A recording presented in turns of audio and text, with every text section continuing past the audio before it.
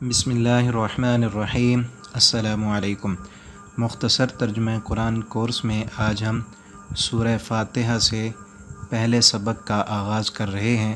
آپ سے یہ گزارش ہے کہ آپ اپنی مصروفیات کو چھوڑ کر انتہائی توجہ کے ساتھ سبق کو سنیں، اور قرآن کے ساتھ جتنا زیادہ آپ توجہ کریں گے، دل لگائیں گے، تو آپ کی اتنی پریشانیاں ختم ہوں گی، دل کو سکون ملے گا، اور دنیا و آخرت کی کامیابی ہماری اسی میں ہے کہ ہم قرآن کو غور کے ساتھ، توجہ کے ساتھ پڑھیں، سمجھیں اور اس کے مطابق اپنی زندگی بنانے کی کوشش کریں۔ تو شروع کرتے ہیں آج کا سبق۔ اعوذ باللہ من الشیطان الرجیم۔ تو سب سے پہلے اعوذ باللہ من الشیطان الرجیم کا ترجمہ ہم دیکھتے ہیں ایک ایک لفظ کا۔ اللہ تعالیٰ قرآن کریم میں خود فرماتے ہیں وَإِذَا قَرَأْتَ الْقُرْآنَ فَاسْتَعِذْ بِاللَّهِ مِنَ الشَّيْطَانِ الرَّجِيمِ، کہ جب آپ قرآن کی تلاوت کرنے لگیں تو اعوذ باللہ من الشیطان الرجیم پڑھ لیا کریں۔ تو اعوذ باللہ من الشیطان الرجیم کا ترجمہ کیا ہے؟ پہلا جو لفظ ہے اعوذ، اعوذ اس کا معنی ہے میں پناہ لیتا ہوں۔ یہ اعوذ سے ہے، اس کا روٹ جو ہے اعوذ، اعاذ یعیذ، اعوذن سے ہے، جس کا معنی ہوتا ہے پناہ لینا اور چمٹے رہنا، کہ جس سے پناہ لی ہے اس کے ساتھ پھر چمٹ کر رہے ہیں۔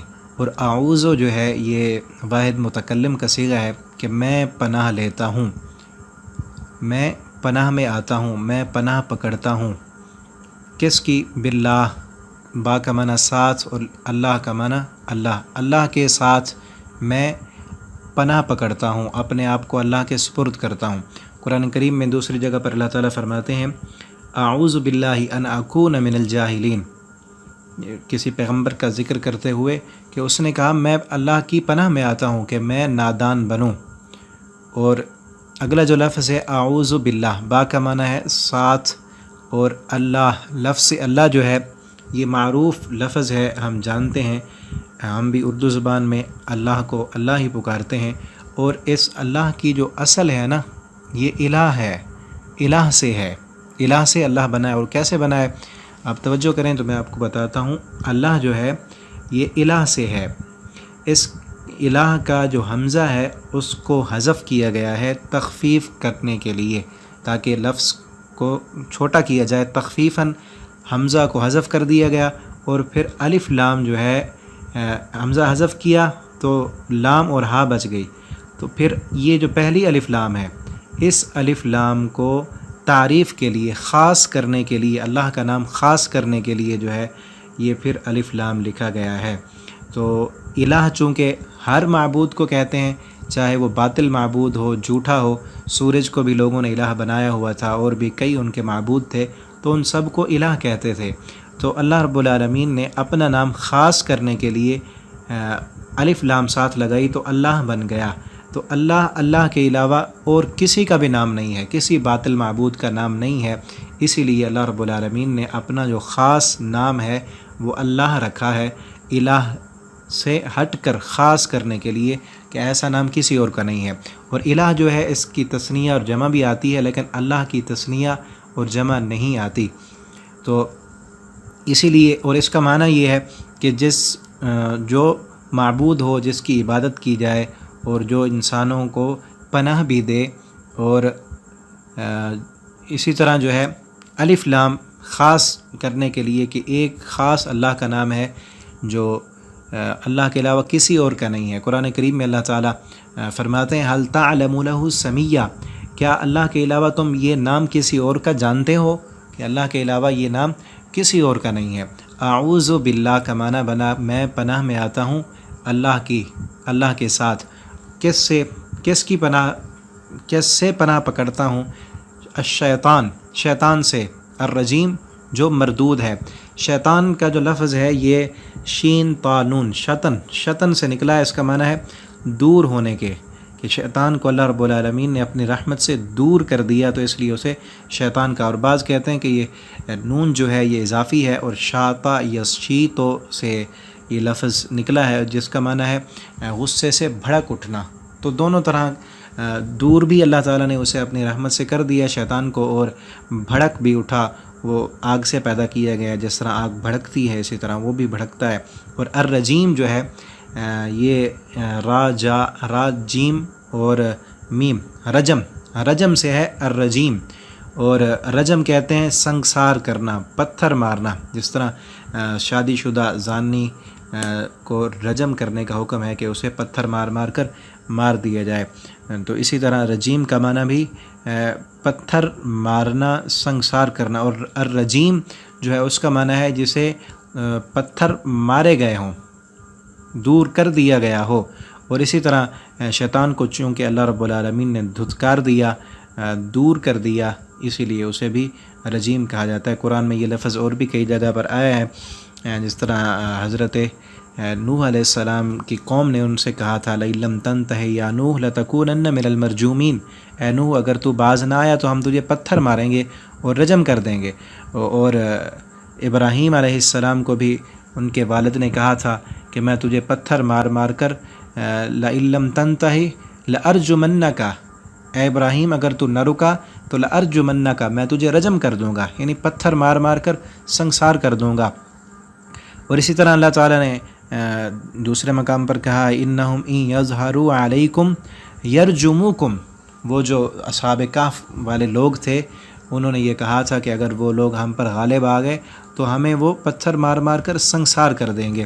تو اسی طرح رجیم کا اصل جو ہے یہ رجم ہے، اور اس کا معنی ہے دور سنگسار کرنا، مارنا۔ تو شیطان جو ہے اسے بھی اللہ تعالیٰ نے اپنی رحمت سے دور کر دیا، دھتکار دیا ہے، اس لیے وہ مردود ہے، رد کیا ہوا ہے۔ اور اس کے بعد جو ہے ہم بسم اللہ الرحمن الرحیم کا ترجمہ دیکھتے ہیں۔ بسم اللہ، یہ جو با ہے اس کا معنی ہے ساتھ، اور آگے ہے اسم۔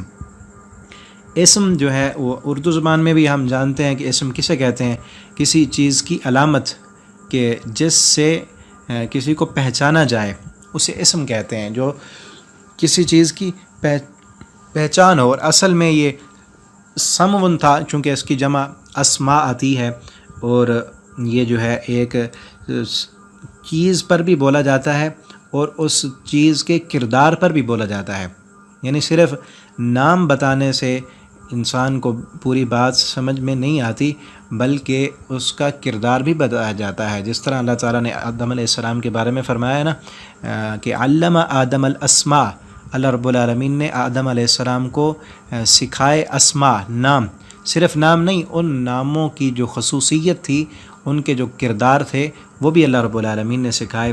تو اسم کا معنی نام، ساتھ نام، للہ، بسم اللہ، اللہ کے، اللہ کا میں نے آپ کو بتا دیا کہ یہ اصل اس کی الہ ہے، اور حمزہ کو تخفیفاً حذف کیا گیا ہے، اور الف لام جو ہے وہ تخصیص کے لیے لایا گیا ہے، تو اللہ بن گیا ساتھ نام اللہ کے، الرحمن الرحیم، جو بڑا مہربان نہایت رحم کرنے والا ہے۔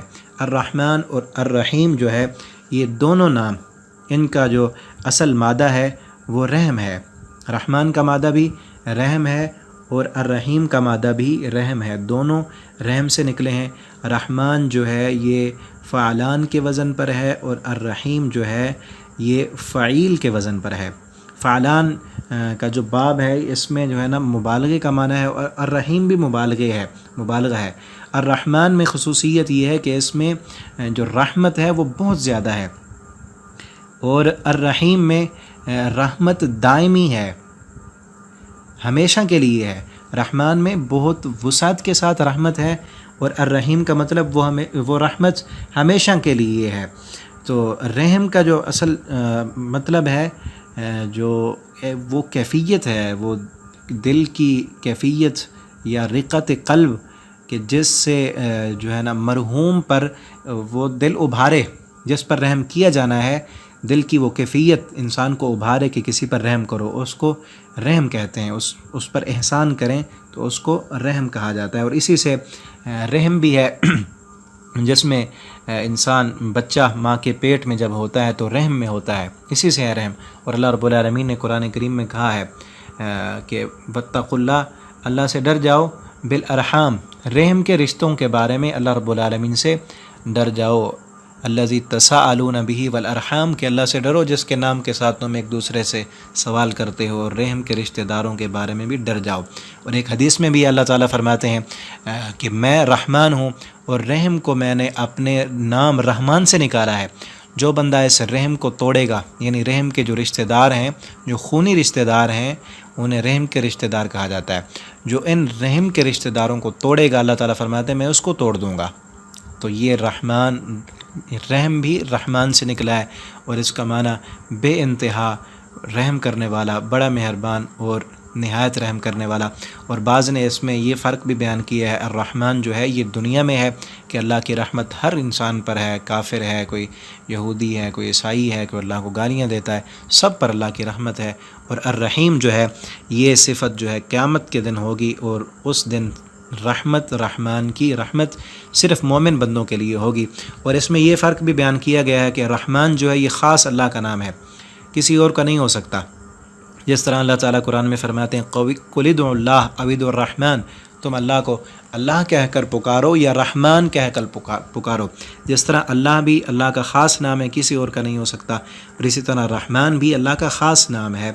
لیکن رحیم جو ہے یہ انسانوں کے لیے بھی اللہ تعالیٰ نے استعمال کیا ہے، جس طرح ہمارے نبی صلی اللہ علیہ وسلم کی اللہ تعالیٰ نے قرآن کریم میں صفات بیان کرتے ہوئے فرمایا ہے کہ رؤوف الرحیم، لقد جاءکم رسول من انفسکم عزیز علیہ ما عنتم حریص علیکم بالمؤمنین رؤوف الرحیم، کہ ہم نے آپ کے اندر ایک ایسا رسول بھیجا ہے کہ جو تمہارے لیے بڑا مہربان، رحم کرنے والا، رؤوف بھی ہے، نرم بھی ہے، اور رحم کرنے والا بھی ہے۔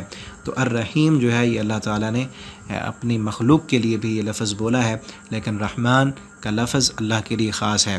لیکن دونوں کا جو روٹ ہے وہ ایک ہی ہے، رحم سے دونوں نکلے ہیں، یہ فعلان کے وزن پر ہے، اور یہ رحیم فعیل کے وزن پر ہے۔ رحمان کا معنی بے انتہا رحمت کہ جس کی وسعت ہی نہیں، اور رحیم وہ رحمت ہمیشہ کے لیے ہے، اور ہر وقت وہ رحم کرتا ہے۔ تو بسم اللہ، میں شروع کرتا ہوں اللہ کے نام سے جو بڑا مہربان، نہایت رحم کرنے والا ہے۔ الحمد للہ رب العالمین، سب تعریفیں اللہ کے لیے ہیں جو تمام جہانوں کا رب ہے۔ الحمد، الحمد جو ہے یہ لفظ حمد سے نکلا ہے، حمد الف لام تخصیص کے لیے ہے، اس میں حمد سے نکلا ہے، اور حمد تعریف کو کہتے ہیں۔ جس طرح اردو میں مدح بھی بولا جاتا ہے، مدح بھی تعریف کو کہتے ہیں، اور حمد بھی تعریف کو کہتے ہیں، لیکن مدح اور حمد میں فرق ہے۔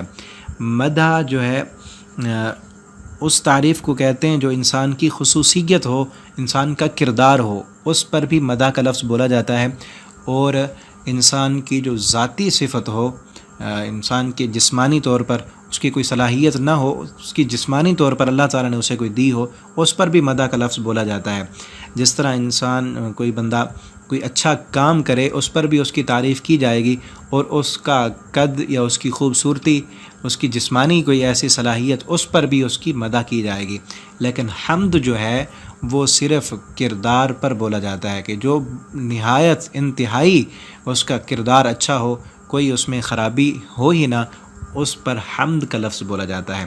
اور اس پر الف لام جو لگایا ہے یہ تغریق کے لیے ہے، یعنی ہر قسم کی تعریف، ہر وقت کی تعریف، اور پھر اس میں جو ہے نا فاعل کا بھی عموم ہے کہ تعریف کرنے والا کوئی بھی ہو، اور وقت کا بھی عموم ہے، جب بھی کوئی تعریف کرے وہ ماضی میں کرے، حال میں کرے، مستقبل میں کرے، وہ تعریف کرنے والا جن ہو، فرشتہ ہو، انسان ہو، کوئی بھی تعریف کرے تو وہ ساری کی ساری تعریفیں للہ، اللہ کے لیے ترجمہ کیا جاتا ہے نا، سب تعریفیں، تو سب کی تعریفیں، ہر انسان کی تعریف، ہر جن کی، ہر فرشتے کی، ہر زمانے میں کی گئی تعریف، اور ہر جگہ میں کی گئی تعریف، کوئی فضا میں، کوئی ہوا میں، کوئی آسمانوں پر، کوئی پہاڑوں میں، کوئی سمندروں میں، جو بھی کبھی بھی جب بھی جیسی بھی تعریف کرے گا وہ ساری تعریفیں اللہ کے لیے ہوں گی۔ کیوں؟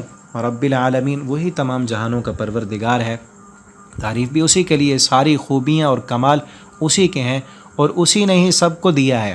ہمارے اندر کوئی بھی صلاحیت ہے، ہم دیکھتے ہیں، ہم بولتے ہیں، ہم چلتے ہیں، سب کچھ دیا ہوا اللہ کا ہے۔ اور انسان جتنا ترقی کر لے، جس کمال تک پہنچ جائے، سب کچھ دیا تو اللہ نے ہے نا۔ تو اسی لیے ساری تعریفیں، ہر قسم کی تعریفیں اللہ کے لیے ہیں۔ للہ، یہ بھی لفظ اللہ ہے، اس کی میں نے وضاحت کی ہے۔ رب العالمین، رب کا جو لفظ ہے یہ اصل میں آگے دو با تھی، دو تھیں، رابا با، اور با کو با میں ادغام کیا گیا ہے تو رب بنا۔ رب کا معنی ہے تربیت کرنے والا، کسی چیز کی تربیت کرنا، انشاء الشیء حالا فحالا، کہ ایک شے کو اس کی جو ضروریات ہیں وہ پورا کرنا اور آہستہ آہستہ اسے آگے پہنچانا، الی حد تمام، حتیٰ کہ اس کو پوری حد تک پہنچا دینا، اسے رب کہتے ہیں۔ کہ ایک چیز کو اس کی پیدائش سے لے کر اس کو اس کے عروج تک پہنچانا۔ جس طرح انسان کو اللہ رب العالمین ماں کے پیٹ میں جب ہوتا ہے، اس وقت اس کو کیا چاہیے، وہی اس کی خوراک اللہ تعالیٰ مہیا کرتے ہیں، وہاں اس کی سانس بھی آ رہی ہے، جو چیز چاہیے اللہ تعالیٰ دے رہے ہیں۔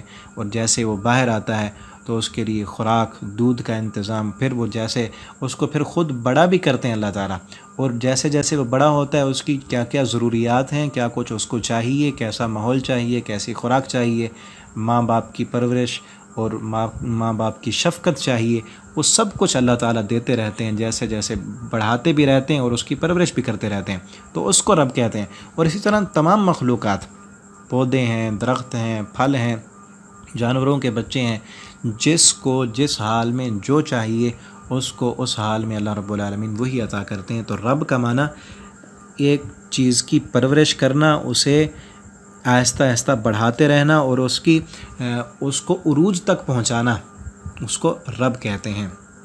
اور عالمین جو ہے یہ عالم کی جمع ہے عالمین، اور یہ اسم اعلیٰ کے لیے استعمال ہوتا ہے عالم۔ جس طرح خاتم ہے، لفظ خاتم، کہ جس کے ساتھ ما یختم بھی، جس کے ساتھ مہر لگائی جائے، خاتم کا لفظ ہم اردو میں بولتے ہیں، اور عالم بھی ہم بولتے ہیں، جس طرح عالم دنیا، عالم آخرت، عالم برزخ۔ حمد کا لفظ بھی ہم اردو میں بولتے ہیں، رب کا لفظ بھی ہمارے ہاں اردو میں معروف ہے۔ اور عالمین عالم کی جمع ہے، اور عالم کا معنی ہے جس طرح میں بتا رہا تھا نا، خاتم کہتے ہیں جس کے ساتھ مہر لگائی جائے، ما یختم بھی۔ اور اسی طرح ہے تابع، ما یطابع بھی، جس کے ساتھ پیروی کی جائے، خاتم جس کے ساتھ مہر لگائی جائے۔ اور عالم ما یعلم بھی، جس کے ساتھ علم حاصل کیا جائے اسے عالم کہتے ہیں، جس کے ساتھ علم حاصل کیا جائے اسے عالم کہتے ہیں۔ اور اس عالم کو پوری جو فلک ہے، افلاک، اس کو عالم اس لیے کہتے ہیں کہ یہ اللہ کی مخلوق ہے، اور اس مخلوق کے ساتھ اللہ کا علم حاصل ہوتا ہے کہ ان کو بنانے والا کوئی ہے، اسی لیے اس کو عالم کہتے ہیں، کہ جس کے ساتھ یہ علم ہو کہ اس کو بنانے والا کوئی ہے۔ اور عالم کئی عالم ہیں، انسانوں کا عالم، جنوں کا عالم، حیوانوں کا عالم، نباتات، حشرات الارض، یہ سارے عالم ہیں، ہر کسی کا علیحدہ عالم ہے۔ تو ہر عالم یہ بتاتا ہے کہ ان کو بنانے والا کوئی ہے، اسی لیے اللہ رب العالمین نے انسان کو اپنی دنیا میں، اپنی مخلوق میں غور و فکر کرنے کی دعوت دی ہے کہ تم دیکھو میری مخلوق کو، اور اس عالم کو دیکھ کر اس کے بنانے والا کو پہچانو۔ تو عالم کا معنی ما یعلم بھی، جس کے ساتھ یہ علم حاصل کیا جائے کہ اس مخلوق کو کوئی بنانے والا ہے۔ تو عالمین رب ہے پورے عالمین کا، جتنی بھی مخلوقات ہیں ان سب کی پرورش کرنے والا، ان کو کس وقت کیا چاہیے، کس چیز کی ضرورت ہے، اور اسے آہستہ آہستہ آگے بڑھانا، یہ ساری ضروریات کو پورا کرنے والے اللہ رب العالمین ہیں، اور ساری تعریفیں اسی رب کی ہیں۔ الرحمن، جو نہایت رحم کرنے والے، الرحیم بڑے مہربان ہیں۔ دونوں لفظوں کی میں نے وضاحت کی ہے، رحمان اور رحیم رحم سے نکلے ہیں۔ آگے ہے مالکی یوم الدین، روز جزا کا مالک ہے اللہ رب العالمین، مالک ہیں۔ مالک جو ہے یہ زیر قبضہ چیز کو اپنے حکم کے ذریعے کنٹرول کرنے کو کہتے ہیں، جو بندہ کنٹرول کرنے والا ہے، اپنے وہ چیز اس کے قبضے میں بھی ہے اور اسے کنٹرول بھی کرتا ہے، تو اس کو مالک کہتے ہیں۔ اور اسی طرح ملک ملک جو ہے وہ کسی چیز کی ملکیت کو کہتے ہیں، اس کے ملکیت میں آ جائے اور پھر اس پر اس کا قبضہ اور کنٹرول ہو تو اسے ملک کہتے ہیں۔ اللہ تعالیٰ فرماتے ہیں کہ لا یملکون لانفسہم، وہ کسی چیز کے مالک نہیں، اپنی ذات کے لیے ذرا ولا نفع، نہ نقصان دے سکتے ہیں نہ فائدہ پہنچا سکتے ہیں۔ ولا یملکون موتا ولا حیاتا، اور نہیں ہے ان کے کنٹرول میں ان کی موت و حیات۔ تو مالک کا معنی قبضہ، وہ چیز اللہ کے قبضے میں بھی ہے اور اللہ کے کنٹرول میں بھی ہے۔ جو قیامت کا دن ہے وہ اللہ کے قبضے میں ہے۔ اور آگے جو ہے یوم، یہ ہمارے ہاں معروف ہے، ہم بھی یوم بولتے ہیں، یوم آزادی، یوم آخرت، ایام۔ تو اسی طرح یہ یوم صبح سورج کے طلوع ہونے سے لے کر غروب تک کا جو وقت ہے اس پر یہ یوم کا لفظ بولا جاتا ہے۔ اور الدین، دین کا معنی جو ہے جزا، روز جزا، اور اس دین کا معنی حساب بھی کیا جاتا ہے، بدلہ۔ اور جس طرح عربی میں ہے کہ کما تدین و تدان، اسی طرح ہمارا دین ہے، دین اسلام۔ کما تدین و، جیسے تمہارا دین ہوگا، تدان، ویسے تمہارا حساب ہوگا، کہ جس قدر دین پر چلو گے، عمل کرو گے، اسی قدر تمہیں اس کا بدلہ، جزا اور حساب اس کا دیا جائے گا۔ اور اسی طرح اللہ تعالیٰ قرآن میں دوسری جگہ پر فرماتے ہیں کہ ذالک الدین القیم، یہی سیدھا دین ہے، یہی سیدھا حساب ہے۔ دین کا معنی حساب، یہی سیدھا حساب ہے۔ تو اسی سے ہے ہمارا دین بھی، حساب بھی۔ مالک یوم الدین، وہ مالک ہیں قیامت کے دن کے، روز جزا کے دن کے، جس دن تمام اعمال کی جزا ملے گی۔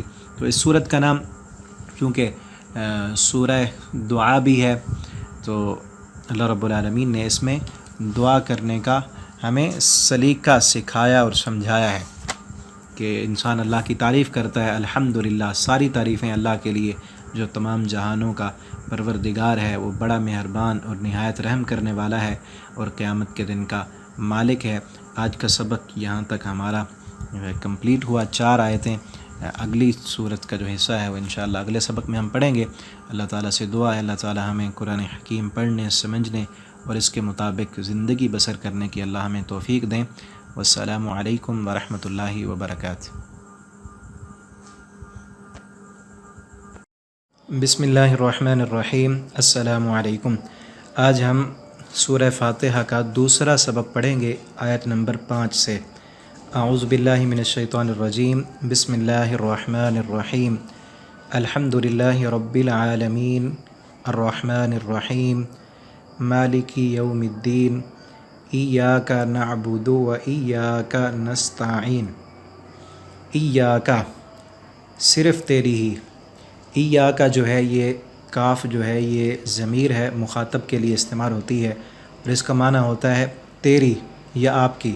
اور یہ جو اس سے پہلے ایّا ہے، یہ تاکید کے لیے ہے، یعنی صرف تیری ہی، صرف تیری ہی نعبدو، ہم عبادت کرتے ہیں۔ یہ نعبدو جو ہے یہ عبدہ یعبدو سے جمع متکلم کا صیغہ ہے۔ یہ جو نون ہے اس کا معنی ہے ہم، اور آگے ہے عین با دال، یہ عبودیہ سے ہے، اس کا معنی ہے عبادت۔ اور عبادت بھی ایسی جو عاجزی کے ساتھ ہو، عاجزی کے ساتھ اور ذلت و انکساری کے ساتھ، وہ عبادت۔ اور انتہائی عاجزی، انتہائی ذلت، انتہائی انکساری کے ساتھ کسی کی عبادت کرنا، کسی کے آگے جھک جانا، اس کو عبادت، عبودیہ کہتے ہیں۔ اور اس عبادت کی مستحق وہ ذات ہو سکتی ہے کہ جس کے بندے پر، بندہ یعنی جو عبادت گزار ہے، عبادت کرنے والا، بندے پر بے حد انعام اور احسان ہو۔ اور وہ ذات صرف اللہ رب العالمین کی ذات ہے کہ اللہ رب العالمین کے ہم سب انسانوں پر بے شمار احسانات ہیں کہ اللہ نے پیدا کیا، ہماری پرورش سے لے کر اب تک اگر ہم گننا چاہیں اللہ کی نعمتوں کو ہم گن نہیں سکتے۔ تو اسی لیے ہمیں اللہ کی عبادت کرنی چاہیے۔ تو بندہ اس صورت میں اللہ تعالیٰ کی تعریف کرنے کے بعد، حمد کرنے کے بعد، اللہ کو رحمان اور رحیم کہنے کے بعد یہ کہتا ہے کہ ایاک، صرف تیری ہی نعبدو، ہم عبادت کرتے ہیں۔ تو یہاں ایک اور بھی سوال پیدا ہوتا ہے کہ بندہ اکیلا ہے، اکیلا بندہ کہہ رہا ہے نا ایاک نعبدو، صیغہ جو ہے وہ جمع کا استعمال کر رہا ہے، نعبدو جب کہ آنا چاہیے تھا اعبدو، میں اب عبادت کرتا ہوں، جب کہ بندہ کہہ رہا ہے ہم عبادت کرتے ہیں۔ اور ایاکا، یہ جو ضمیر ہے یہ واحد کی ہے، اللہ کے لیے واحد کا صیغہ اور اپنے لیے جمع کا صیغہ۔ تو یہاں ایک اشکال پیدا ہوتا ہے، اگر آپ توجہ کریں تو آپ کو سمجھ آئے گی۔ یہاں یہ ہے ایاکا، اللہ صرف تیری، ترجمہ بھی دیکھیں تو لکھا ہوا ہے تیری، ہم عبادت کرتے ہیں، اپنے آپ کو جمع کہہ رہا ہے اور اللہ کے لیے واحد کا صیغہ۔ تو اس میں نا نعبد و بندہ جمع اس لیے استعمال کرتا ہے کہ اللہ میں صرف اکیلا تیری عبادت کرنے والا نہیں ہوں، تیری عبادت کرنے والی ساری مخلوق ہے، اور تیری اس ساری مخلوق میں ایک کمزور، ایک حقیر، ایک ادنا سا تیرا بندہ میں بھی ہوں۔ صرف ایک اس لیے نہیں کہا اپنے لیے اعبدو، اس لیے نہیں کہا کہ اللہ میں اکیلا نہیں عبادت کرنے والا، تیری ساری مخلوق تجھے پوجتی ہے، تیرے کئی فرشتے ہیں، کئی جن ہیں، کتنے تیری مخلوق ہے، وہ سب کے سب تیری عبادت کرتے ہیں، اور ان میں سے ایک حقیر سا، ادنا سا تیرا غلام عاجز میں بھی ہوں۔ تو اس لیے اکیلا نہیں کہا، بلکہ اللہ ہم سب عبادت کرتے ہیں۔ اور ایاکا اللہ کے لیے خاص ہے، اللہ خاص تیری ہی ہم عبادت کرتے ہیں۔ و ایاکا، اور صرف تجھ سے ہی نستعین، ہم مدد مانگتے ہیں۔ نستعین جو ہے یہ استعانت سے ہے، اس کا معنی ہوتا ہے مدد طلب کرنا۔ اللہ تعالیٰ دوسرے مقام پر فرماتے ہیں استعینوا، تم مدد طلب کرو، بالصبر والصلاۃ، صبر اور نماز کے ساتھ۔ اللہ کی اگر مدد حاصل کرنی ہے تو صبر کے ساتھ اور نماز کے ساتھ۔ یہاں نا ایک اور معنی بھی ہوتا ہے، ایاک نعبد و ایاک نستعین۔ اصل جو ضمیر ہوتی ہے نا عربی زبان میں وہ فعل کے بعد آتی ہے، یہ نعبد و فعل ہے اور ایاک ضمیر ہے، یہ ضمیر بعد میں آنی چاہیے تھی جبکہ یہاں پہلے آئی ہے۔ اصل ہونا چاہیے تھا عربی گرامر کے اعتبار سے یہ جملہ بننا چاہیے تھا نعبدک و نستعینک، یہ آخر میں ضمیر آنی چاہیے تھی، اس ضمیر کو پہلے لایا گیا یہاں بھی اور یہاں بھی، تو اس سے کلام میں حصر پیدا ہو جاتا ہے۔ حصر کا معنی ہے کہ ایک معنی تو یہی ہے جو یہی ہے، صرف تیری ہی عبادت کرتے ہیں اور صرف تجھ سے ہی مدد مانگتے ہیں۔ حصر یہ ہے کہ اس میں ایک اور معنی بھی ہے، وہ یہ ہے کہ صرف تیری ہی عبادت کرتے ہیں، تیرے علاوہ کسی اور کی ہم عبادت نہیں کرتے۔ وَإِيَّاكَ نَسْتَعِينُ، اور تیرے علاوہ کسی اور سے ہم مدد بھی نہیں مانگتے۔ یہ حصر ہے، دونوں معنی ہیں، اللہ صرف تیری ہی ہم عبادت کرتے ہیں، تیرے علاوہ کسی اور کی عبادت نہیں کرتے، تجھ سے ہی ہم مدد مانگتے ہیں، تیرے علاوہ کسی اور سے ہم مدد نہیں مانگتے۔ اور یہاں اگر اور دیکھیں پیچھے، یہ اس صورت کا نام سورہ دعا بھی ہے، تو دعا کے سارے آداب اس میں بتائے گئے ہیں کہ دعا ڈائریکٹ نہیں مانگتے بلکہ پہلے جس سے مانگنا ہے اس کی تعریف کرتے ہیں۔ تو بندے نے تعریف کی الحمدللہ رب العالمین، سب تعریفیں اللہ کے لیے جو تمام جہانوں کا پروردگار ہے۔ اللہ کو رب مانا، اللہ کی ربوبیت کو اللہ کا واسطہ وسیلہ بنایا، اور اس میں دعا کے لیے جو جائز وسیلہ ہے اس کی 3 صورتیں ہیں۔ پہلی صورت یہ ہے کہ بندہ اللہ تعالیٰ کے نیک ناموں کا، اسماء حسنہ کا وسیلہ دے، اس میں یہی ہے الرحمن الرحیم، اللہ تو رحمان ہے تو رحیم ہے، ہم پر رحم فرما۔ اللہ کے نیک ناموں کا واسطہ اور وسیلہ دے کر بندہ دعا مانگے۔ نبی صلی اللہ علیہ وسلم دعا مانگتے تھے اللہم انت شافی، اللہ تو شفا دینے والا ہے، ہمیں شفا دے۔ تو ہم بھی کہیں اللہ تو رزاق ہے، ہمیں رزق دے، تو شافی ہے، ہمیں شفا دے، تو وہاب ہے، ہم پر اپنی کرم نوازیاں فرما۔ اور دوسرا جو جائز وسیلہ ہے وہ اپنے نیک اعمال کا وسیلہ دینا، اپنے نیک اعمال، وہ بھی اس میں ہے، جس طرح مالک یوم الدین، اس میں بھی اللہ رب العالمین کی تعریف ہے۔ اور ایاک نعبد میں بندہ اپنے نیک اعمال کا وسیلہ دیتا ہے، اللہ میں تیری عبادت کرتا ہوں، تیرا عبادت گزار بندہ ہوں، میری اس عبادت کو دیکھ اور میری دعا کو قبول فرما۔ اور تیسرا جو جائز وسیلہ ہے وہ یہ ہے کہ کسی نیک انسان، نیک آدمی جو زندہ ہے، اس کے بارے میں آپ کا خیال ہے کہ وہ نیک ہے، تو اس سے جا کر دعا منگوائی جا سکتی ہے۔ صحیح البخاری کی حدیث ہے، نبی کریم صلی اللہ علیہ وسلم کی وفات کے بعد حضرت عمر فاروق رضی اللہ تعالیٰ عنہ حضرت عباس، نبی کریم صلی اللہ علیہ وسلم کے چچا تھے، ان کے پاس گئے، ان سے جا کر دعا کرائی۔ تو یہ 3 جائز صورتیں ہیں جائز وسیلے کی۔ اور باقی جو مردوں سے وسیلہ مانگنا یا اللہ سے یہ کہنا اللہ فلاں کے طفیل ہمیں دے دے، تو یہ وسیلہ جو ہے یہ درست نہیں ہے، یہ شرک کی صورت ہے۔ اسی صورت میں اللہ رب العالمین نے جائز وسیلے کی صورت بھی بتائی ہے، اور یہ وسیلہ دے کر بندہ جب دعا کرتا ہے، وہ اگلی آیت میں دعا ہے بندے نے کہا کہ اللہ میں تیری عبادت کرتا ہوں، تجھے سے مدد مانگتا ہوں۔ اب دعا بندہ کیا کرتا ہے، اہدنا تو دکھا ہمیں۔ اہدنا یہ جو ہے ہدایت سے ہے، ہا دال اور یا، ہدی الہدایہ، اس کا جو مصدر ہے الہدایہ، اور اس کا معنی ہوتا ہے انتہائی آسانی کے ساتھ، لطف اور کرم، نرمی کے ساتھ کسی کی رہنمائی کرنا، دل کی نرمی کے ساتھ کسی کی رہنمائی کرنا اور اسے راہ دکھا دینا۔ اہدنا تو ہمیں دکھا، الصراط راستہ، یہ جو صراط ہے یہ صاد را اور تا، یہ اس صراط سے ہے اور اس کا معنی ہے آسان راستہ، انتہائی آسان راستہ۔ اور قرآن کریم میں دوسری جگہ پر بھی ہے وَأَنَّ هَذَا صِرَاطِي مُسْتَقِيمًا، یہ میرا سیدھا راستہ ہے۔ اور المستقیم جو ہے، مستقیم یہ استقامہ سے ہے، باب استفعال ہے، خط مستقیم بھی کہتے ہیں، جس طرح بالکل سیدھا راستہ، سیدھا ہونے کی وجہ سے اس کو بھی مستقیم کہا جاتا ہے۔ اور اللہ تعالیٰ قرآن میں دوسری جگہ بھی فرماتے ہیں کہ ان الذین قالوا ربنا اللہ ثم استقاموا، کہ وہ لوگ جنہوں نے کہا کہ ہمارا رب اللہ ہے، ثم استقاموا، پھر اس پر انہوں نے استقامت اختیار کی، وہ ڈٹ گئے اس پر ثابت قدم رہے۔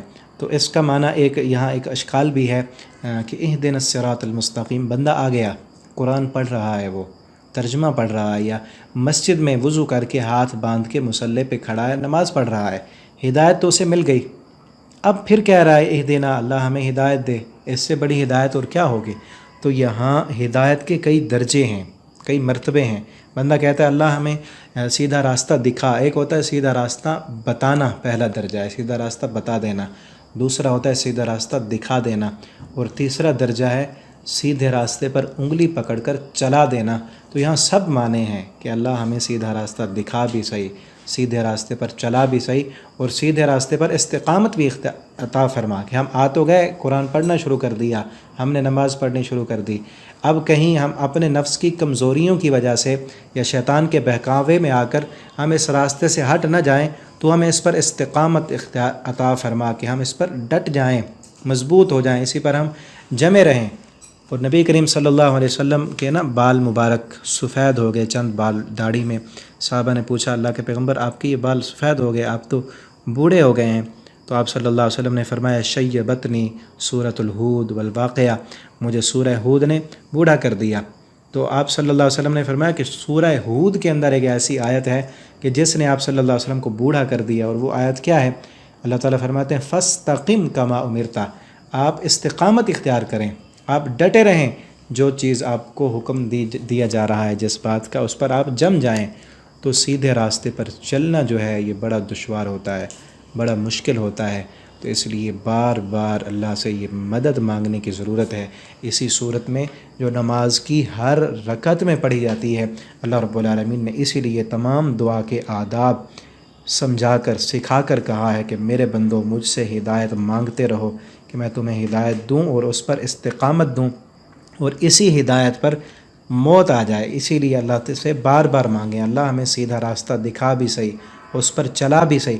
کئی لوگ ایسے ہوتے ہیں جن کو سیدھے راستے کا پتہ ہے کہ یہی قرآن و حدیث ہے، یہ اللہ کا حکم ہے، تو پھر وہ اپنی مجبوریوں کی وجہ سے، اپنی برادری کی مجبوریاں، خاندانی مجبوریاں، کہ ناک نہ کٹ جائے، لوگ کیا کہیں گے، فلاں کیا کہے گا، برادری میں ہماری کیا شان باقی بچے گی، وہ سارے رسم و رواج، دنیا کی فضولیات، لغویات، بیہودگیاں، بے پردگی، سب کچھ کرتے رہتے ہیں۔ کس لیے؟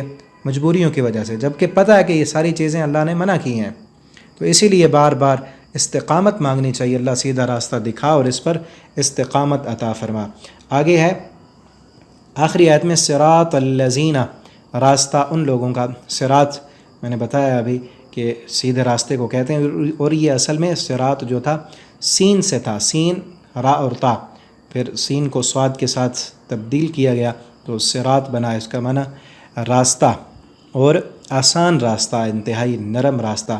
الذین، ان لوگوں کا، راستہ ان لوگوں کا کہ ہمیں نہیں پتہ اب سیدھا راستہ کون سا ہے، تو اس کی وضاحت یہ ہے کہ راستہ ان لوگوں کا انعمتا، کہ جن پر تو نے انعام کیا۔ یہ جو انعمتا ہے یہ نام سے ہے، النعمہ اس کا مصدر ہے، اور نعمہ جو ہے یہ اچھی حالت کو کہتے ہیں، کہ انسان کی کسی اچھی حالت کو، جس پر کرم کیا گیا ہو، اور اللہ رب العالمین نے جو انعام کیا، انعامتا، جو تو نے انعام کیا جن لوگوں پر، ان لوگوں کا راستہ دکھا۔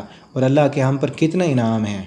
اللہ تعالیٰ فرماتے ہیں وَإِن تَعُدُّوا نِعْمَةَ اللَّهِ لَا تُحْصُوهَا، اگر تم اللہ کی نعمتوں کو گننا چاہو تو تم گن نہیں سکتے، علیہم، ان پر، ان لوگوں کا راستہ جن پر تو نے انعام کیا، غیر المغضوب، غیر جو ہے غین یا اور را، یہ لفظ غیرہ محض نفی کے لیے آتا ہے کہ نہ مغضوب جن پر غضب نازل ہوا۔ مغضوب جو ہے یہ غضب سے ہے، اور غضب جو ہے وہ اردو زبان میں ترجمہ اس کا کیا جاتا ہے غصہ۔ غضب بھی اردو میں ہم بولتے ہیں، غصہ انتقام کے لیے دل میں خون کا جوش مارنا، اس کو کہتے ہیں غضب۔ اور غضب الہی، اللہ کے غصے سے مراد انتقام بھی ہوتا ہے اور عذاب بھی ہوتا ہے، کہ ان لوگوں کا راستہ نہ دکھا جن پر تیرا غضب نازل، اور اس کے دو ترجمے ہوتے ہیں۔ ایک تو یہ کہ ان لوگوں کا راستہ دکھا جن پر تیرا انعام ہوا، اور ان لوگوں کا راستہ نہ دکھا جن پر تیرا غضب نازل ہوا اور وہ گمراہ ہو گئے۔ اور دوسرا اس کا ترجمہ ہے کہ ان لوگوں کا راستہ دکھا جن پر تیرا انعام نازل ہوا اور ان پر تیرا غضب نازل نہ ہوا اور نہ وہ گمراہ ہوئے، ان لوگوں کا راستہ ہمیں نہ دکھا، نہ ان پر غضب نازل ہوا علیہم ان پر، ولا الضالین، اور نہ وہ ضال گمراہ ہوئے۔ ضلال سے ہے، ضاد لام لام، اس کا جو ہے یہ مصدر ہے الضلال، سیدھے راستے سے ہٹ جانا، اور یہ ہدایت کے مقابلے میں استعمال ہوتا ہے۔ اللہ تعالیٰ فرماتے ہیں فَمَنِ اهْتَدَىٰ فَإِنَّمَا يَهْتَدِي لِنَفْسِهِ وَمَنْ ضَلَّ فَإِنَّمَا يُضِلُّ عَلَيْهَا، جس بندے نے ہدایت پائی تو فائدہ اس کا ہے، اور جو گمراہ ہوا، راستے سے بھٹک گیا، راستہ بھول جانا، اصل مستقیم سے ہٹنے کا نام ہے ضال، کہ ہمیں صراط مستقیم پر چلا اور ضال جو راستے سے ہٹ گئے ان جیسا نہ بنا۔ اور بعض لوگ کہتے ہیں کہ مغضوب علیہم سے مراد یہودی ہیں اور ضال سے مراد عیسائی ہیں۔ اور ایک فرق ان میں یہ بھی ہے کہ مغضوب وہ ہیں، اللہ کا غصہ اور غضب ان پر نازل ہوا کہ جن لوگوں کے پاس علم تھا، عمل نہیں تھا۔ یہودیوں کے پاس علم تھا، پتہ تھا انہیں، لیکن وہ عمل نہیں کرتے تھے۔ اور ضال سے مراد وہ ہے کہ جس کے پاس علم نہ ہو اور عمل ہو، علم نہ ہو اور عمل ہو۔ اسی طرح عیسائیوں کے پاس علم نہیں تھا اور عمل کیا کرتے تھے، انہوں نے عیسیٰ علیہ السلام کو اللہ کا بیٹا بنا لیا، تو وہ گمراہ ہو گئے۔ تو ہمیں چاہیے کہ ہمارے پاس علم بھی ہونا چاہیے اور عمل بھی ہونا چاہیے۔ جس بندے کے پاس علم ہو، قرآن و حدیث کا علم ہے، پتہ ہے اسے، اور عمل نہیں کرتا تو وہ مغضوب ہے، اللہ کا اس پر غصہ اور غضب نازل ہوگا۔ اور جس کے پاس علم نہیں ہے، وہ عمل کرتا ہے اپنی طرف سے بنا کر، اللہ کو راضی کرنے کے لیے دین میں بدعات ایجاد کرتا ہے، تو وہ ضال ہے، وہ راستے سے بھٹک گیا، کہ عمل تو کر رہا ہے لیکن عمل سنت کے مطابق نہیں، علم کے مطابق نہیں۔ تو اسی لیے ہمیں چاہیے کہ علم حاصل کریں، اس کے مطابق عمل کریں۔ تو آج کی صورت کمپلیٹ ہوئی، ہمارا سبق بھی کمپلیٹ ہوا۔ اگلے سبق میں انشاءاللہ ہم سورہ بلکہ آیت الکرسی اس کا ترجمہ پڑھیں گے۔ اللہ تعالیٰ سے دعا ہے اللہ تعالیٰ ہمیں اس صورت میں ہم نے جو کچھ پڑھا اس کے مطابق ہمیں عمل کرنے کی اللہ ہمیں توفیق دیں۔ والسلام علیکم ورحمۃ اللہ وبرکاتہ۔